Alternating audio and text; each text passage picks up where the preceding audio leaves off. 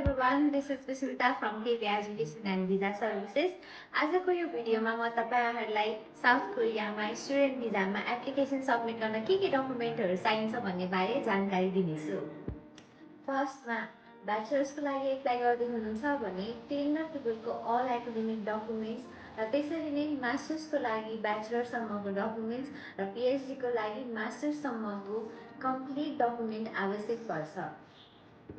सेकेन्डमा valid passport. थर्डमा valid आईएएस रिपोर्ट विथ 5.5 ओभरअल स्कोर। फोर्थमा वाइफबाट बनेको रिलेसनसिप सर्टिफिकेट।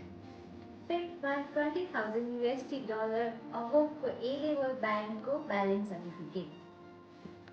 सिक्स्थमा प्यारेन्ट्सको सिटिजनसिप विथ ट्रान्सलेसन।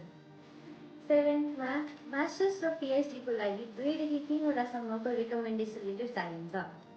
र फाइनली युनिभर्सिटी अनुसार फरक एप्लिकेसन फी पनि दिनुपर्ने हुन्छ।